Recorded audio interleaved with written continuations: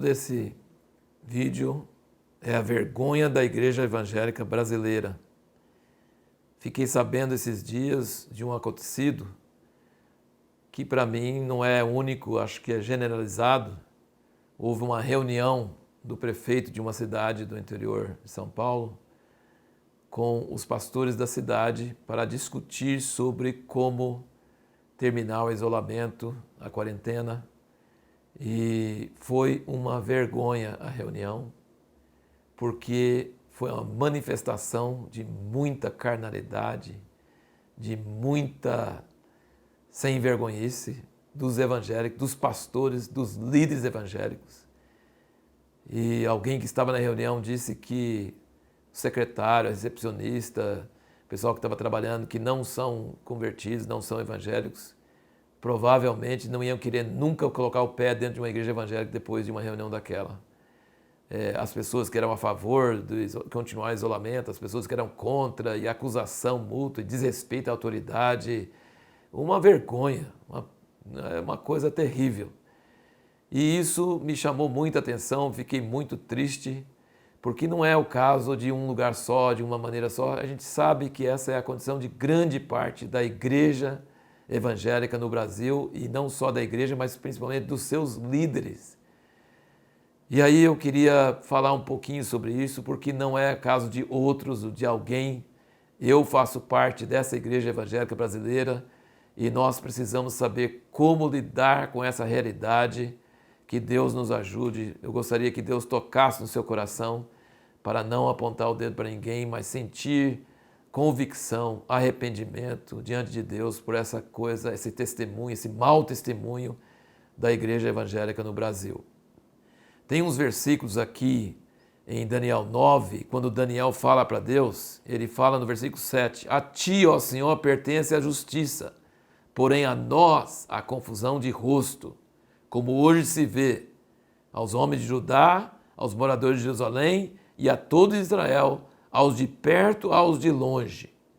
Versículo 8, ó Senhor, a nós pertence a confusão de rosto.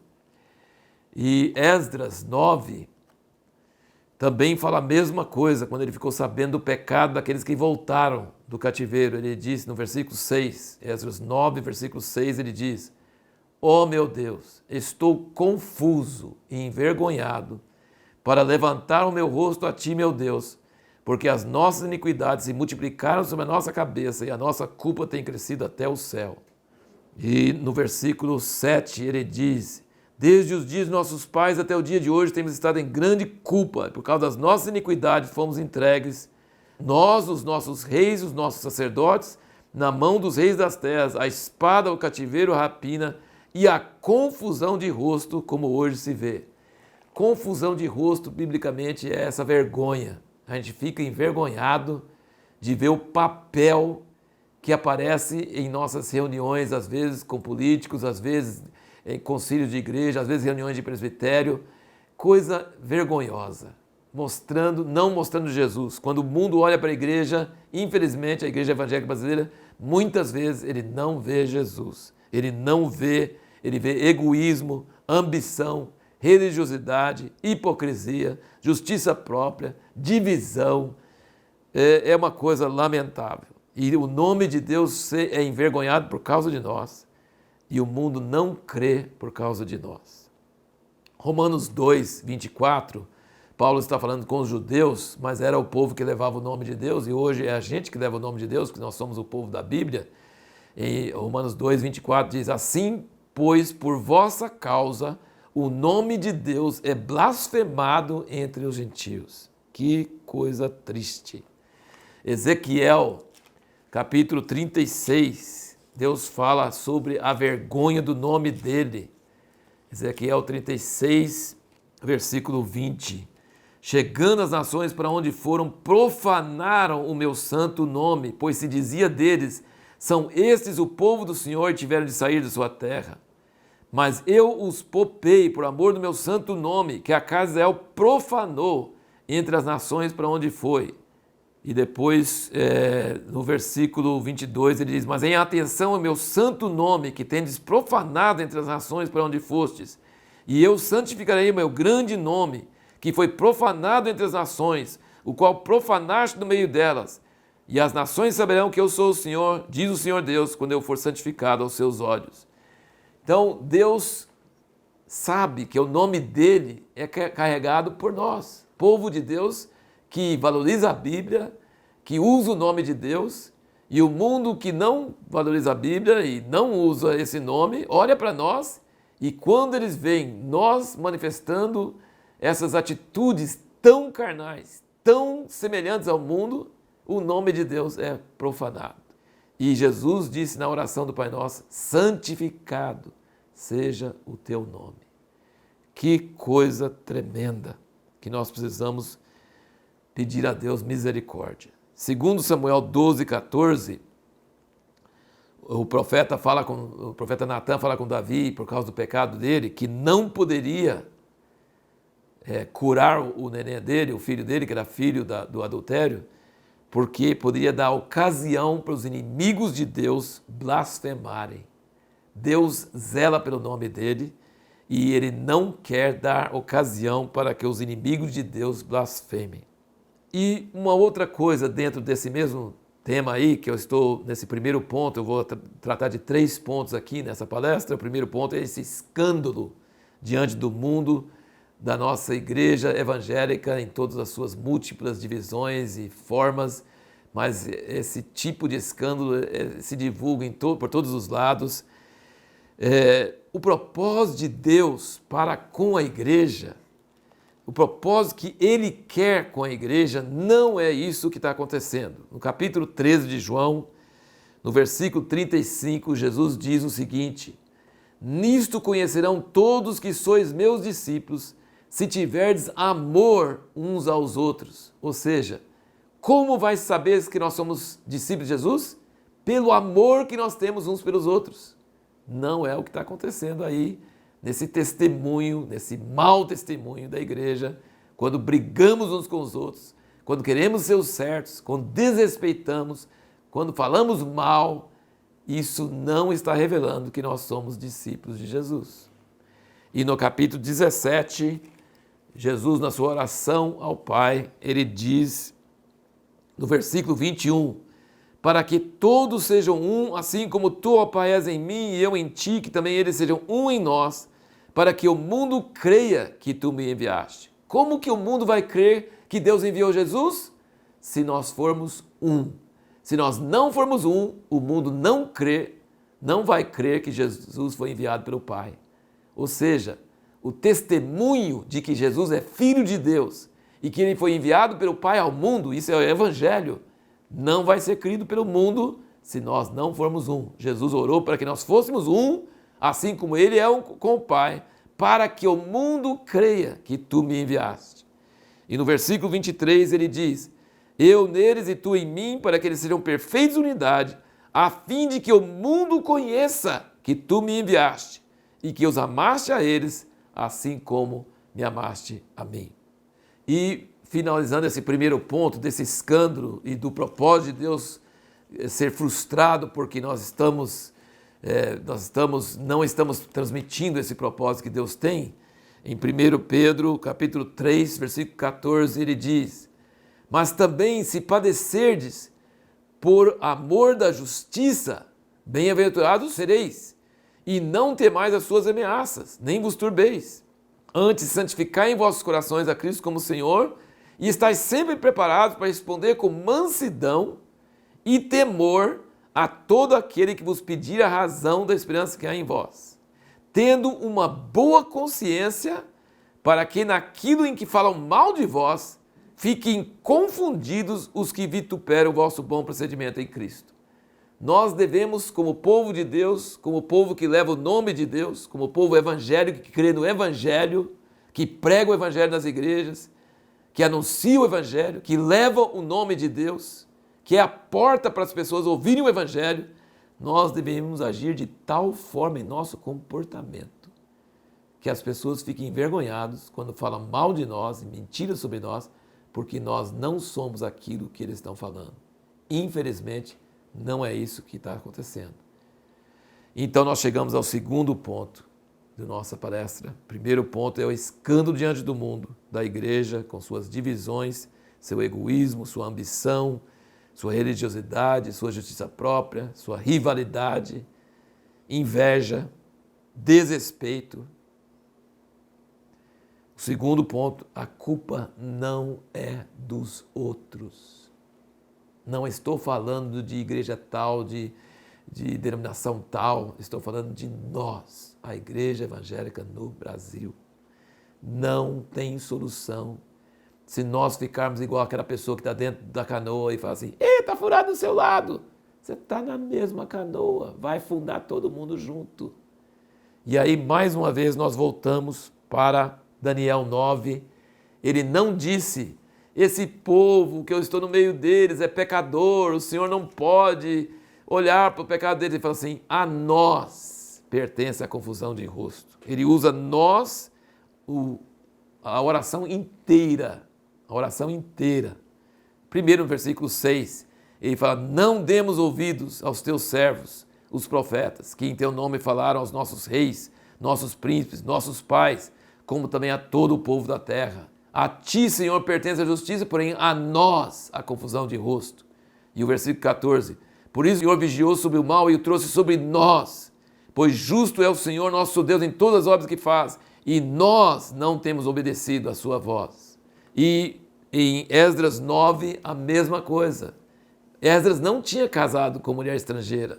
Ele não tinha participado do pecado do povo. Ele não tinha feito nada daquelas coisas que ele estava arrependendo, dizendo que estava tão confuso que não conseguia levantar o rosto a Deus. Mas ele não diz, Deus, esse povo aqui, ele não apontou o dedo. Ele fala no versículo 6, meu Deus, estou confuso e envergonhado para levantar o meu rosto a ti, porque as nossas iniquidades se multiplicaram e a nossa culpa tem crescido até o céu. Desde o dia de nossos pais, nós, os nossos reis. E depois ele diz, no versículo 10, agora, ó nosso Deus, que diremos depois disso? Pois temos deixado os teus mandamentos. Versículo 13, depois de tudo o que nos tenha sucedido por causa das nossas más obras, da nossa grande culpa. Uma dica para você sobre essa questão de intercessão e de a gente não apontar o dedo, mas a gente levar a culpa sobre nós e confessar nossos pecados, mesmo que não foi a gente que estava lá presente fazendo aquela confusão, aquele papelaço diante do prefeito, diante de outras pessoas.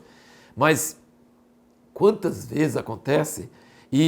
Então uma dica sobre isso é 9 de Daniel, 9 de Esdras e 9 de Neemias. Você vai encontrar orações de intercessão, onde a pessoa fala para Deus nós. Neemias 9:33 diz, tu, porém, és justo em tudo quanto tem vindo sobre nós, pois tu fielmente procedeste, mas nós perversamente. Quando você vê isso, você percebe que a solução não é apontar o dedo, a solução não é querer ter razão, a solução não é dizer fulano é ruim, fulano é assim, a solução é levantar como intercessores e confessar diante de Deus que os pecados dos nossos irmãos são nossos pecados, que nós estamos na mesma canoa, no mesmo barco, e nós precisamos arrepender. Nós não estamos com um destino separado dos nossos irmãos, nosso destino está ligado aos nossos irmãos, a nossa história é a história dos nossos irmãos, e a solução não é criticar os outros e apontar os dedos. A situação é ficar triste diante de Deus, arrepender, dizer que está com confusão de rosto e pedir perdão de Deus por esses pecados, por essa carnalidade e por esse papelaço que a igreja evangélica muitas vezes tem feito e tem apresentado diante do mundo. Isso é uma coisa muito séria. Em Ezequiel 22, Deus fala o que ele procura para poder trazer perdão para uma terra.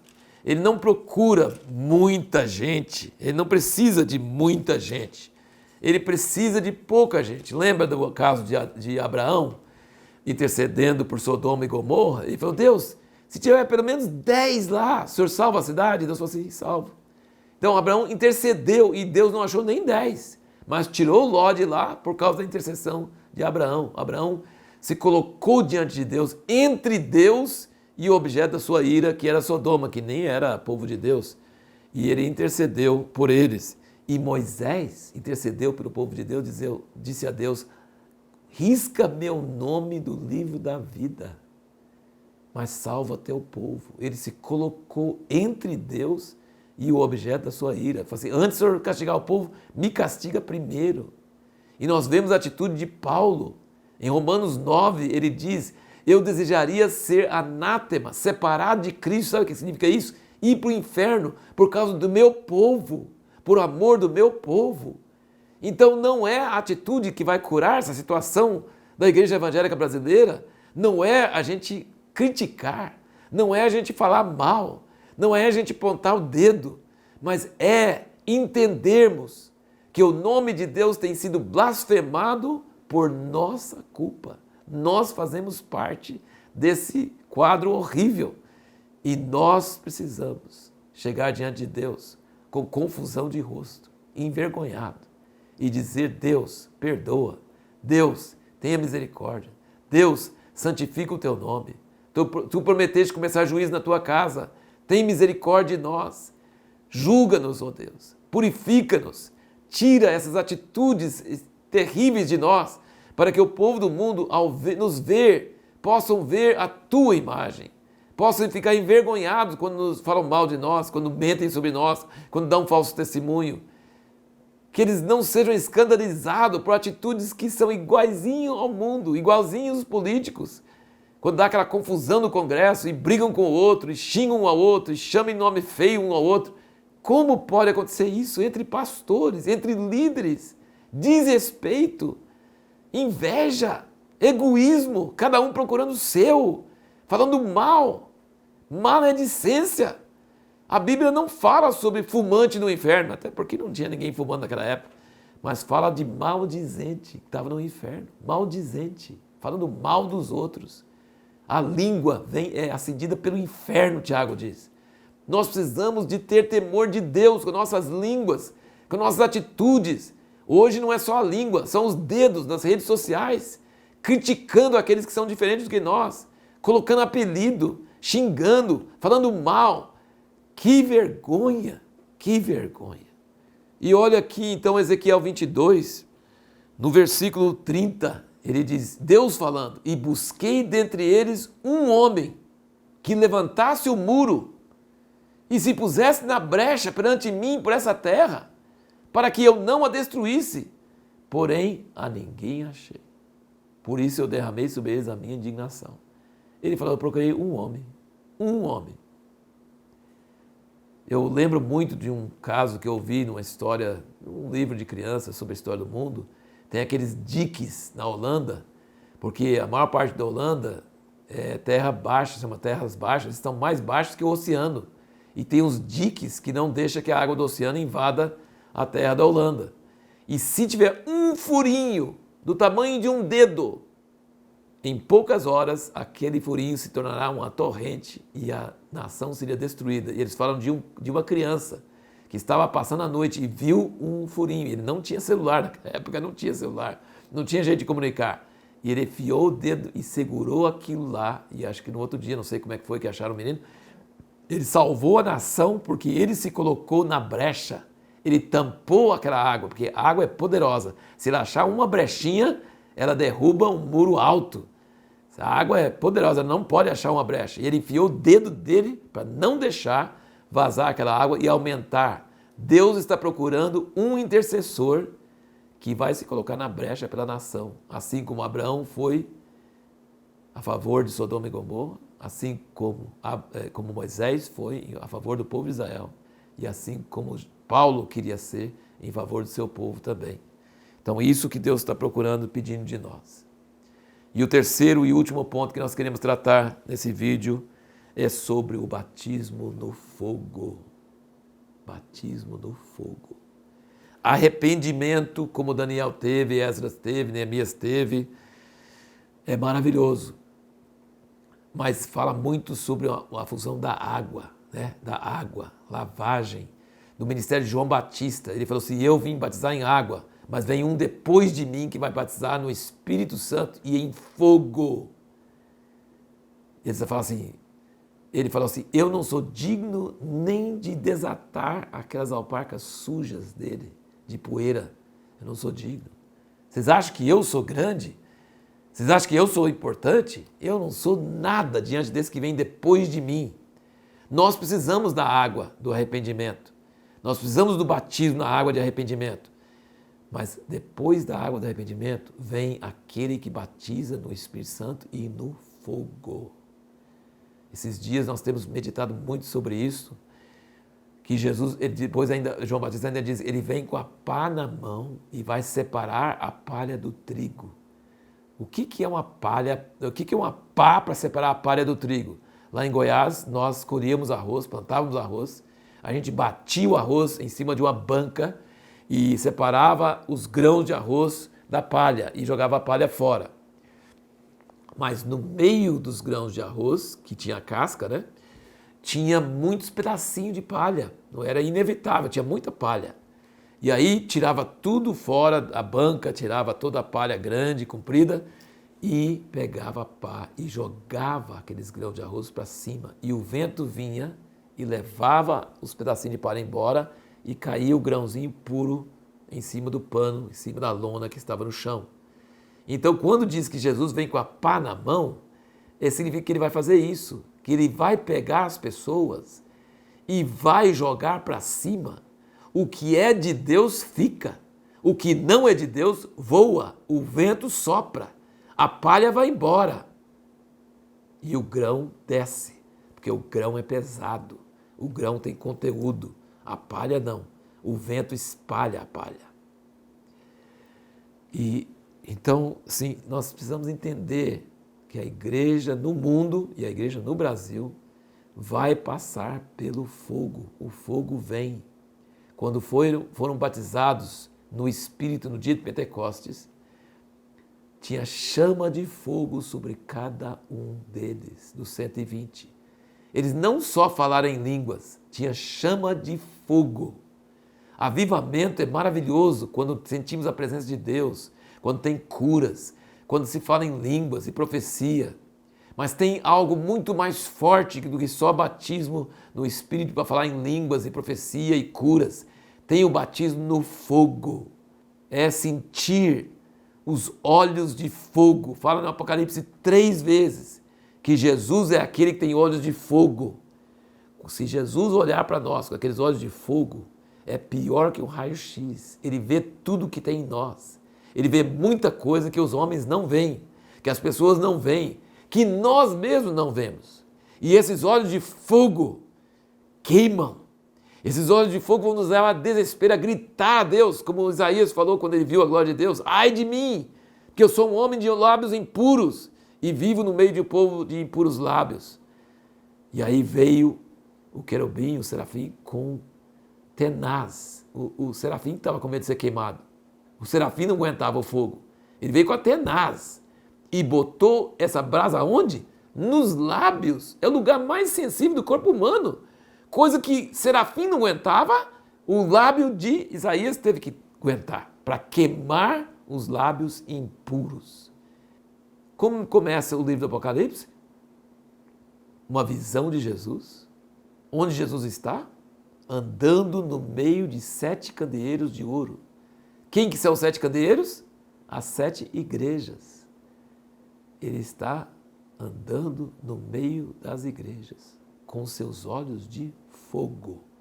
E ele tem uma palavra que vai desmascarar toda religiosidade, toda hipocrisia, toda máscara.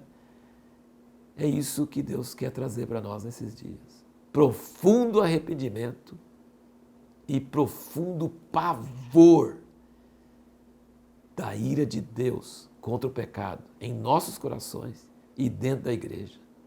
A igreja brasileira evangélica, ela precisa ser passada pelo fogo de Deus. Você está preparado para isso? Você está querendo isso? Você está aberto para isso? Porque é muito bom sentir a presença de Deus, sentir o amor de Deus, sentir o perdão de Deus. Mas do jeito que a igreja está, ela não está manifestando o amor de Deus e a santidade de Deus e a pessoa de Deus. Nós não estamos santificando o nome de Deus. O mundo não está olhando para a igreja e vendo Jesus. nós precisamos defender a justiça, defender as coisas certas, mas nós não podemos lutar com armas carnais. Nós não podemos pegar do poder natural. A igreja durante a Idade Média ela tinha muito mais poder do que a igreja tem hoje, mas infelizmente no Brasil os evangélicos acham que por ter um presidente temente a Deus, que ora, que busca Deus, que fala da Bíblia, que agora é nosso lado que está vencendo. Gente, não tem lado para vencer. Não tem que influenciar o presidente para favorecer as igrejas evangélicas. Não, ele é presidente do Brasil. Ele é para fazer justiça para o Brasil. Ele não é um presidente para os evangélicos. Ele é um presidente para fazer justiça no país. E nós não precisamos ter vantagem nenhuma. Nosso reino não é daqui. Nosso reino é de lá, dos céus, lá do alto. Nós somos estrangeiros e peregrinos. Nós não deveríamos estar procurando vantagem nenhuma para nós. Nós deveríamos ir denegrindo inimigos e colocando nomes e apelidos e brigando e xingando. De jeito nenhum. Nós somos chamados para ser como Jesus foi na primeira vinda. Manso, não levantando a voz na praça. Sabe? Ele veio, eles esperavam um rei que ia estabelecer justiça. Não, ele não apagava a candeia que estava fumegando. Ele não quebrou aquilo que estava quase quebrado. Ele foi manso, humilde, quebrantado, chorando pelos inimigos, chorando pelas pessoas que estão erradas. Que Deus tenha misericórdia de nós, meus irmãos. Que Deus tenha misericórdia de nós. Que Ele nos ajude a ter arrependimento profundo, a sentir trauma do pecado, a sentir temor de Deus, a sentir aquele fogo dos olhos de Deus olhando para nós, ter um terror santo, ter trauma do pecado, não ter essa cara lavada, não ter esse negócio de um verniz religioso, um verniz evangélico. Nós precisamos ter profundo temor de Deus, profundo arrependimento. Fogo não é uma coisa simples, meus irmãos. E Jesus não veio batizar em água. João Batista veio batizar em água. Jesus veio batizar no fogo. Ele veio com a pá na mão.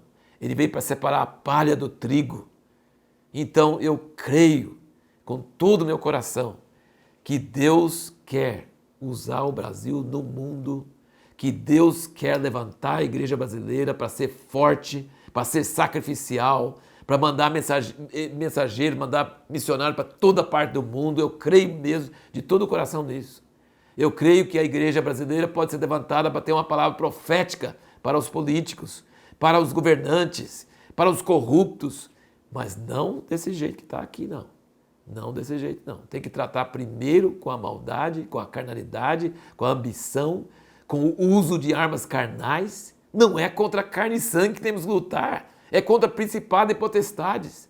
Nós temos que orar por governador, por senador, por deputado, por presidente, porque são as autoridades, seja quem for, de qual partido for. Se for eleito e está no governo, nós temos que orar por eles. No tempo de Paulo, eles oravam por imperadores romanos horríveis, muito piores do que qualquer governador ou presidente que nós já tivemos. E falou para orar por eles. Então, nós não somos de partido, nós não somos dessa terra, nós somos pessoas que têm que manifestar o amor, a santidade, a ira, o poder de Deus em nossas vidas. Que Deus nos ajude a receber esse fogo em nossos corações, individualmente, como líderes, como igrejas, e que nós choremos quando nós vemos coisas erradas acontecendo pela igreja e vendo o mundo sendo escandalizado pela igreja, vendo o nome de Deus envergonhado, arrastado na lama por causa da nossa jeito de agir. E não vai apontar o dedo para os outros, não. Vamos entender, Deus, nós queremos que a tua igreja no Brasil seja transformada, seja uma igreja que santifica o teu nome, que o Senhor seja exaltado por meio dessa igreja, que o Senhor possa olhar para essa igreja e falar, eu quero voltar para essa igreja. Claro que eu estou falando principalmente da igreja evangélica, porque eu vejo mais esses escândalos no meio da igreja evangélica, mas eu creio que tem servos de Deus maravilhosos em outras partes que não são evangélicas também, e que Deus quer purificar toda a igreja, não só a igreja, o povo evangélico, mas todos. Mas todos aqueles nascidos de novo, que são de Cristo, que Deus levante um povo que se ama de paixão, que todos saibam que nós somos discípulos de Jesus porque nós amamos uns aos outros e porque nós respeitamos autoridades e porque nós somos humildes e quebrantados e que nós choramos quando nós ficamos sabendo de qualquer coisa que envergonha o nome de Deus. Que Deus abençoe vocês.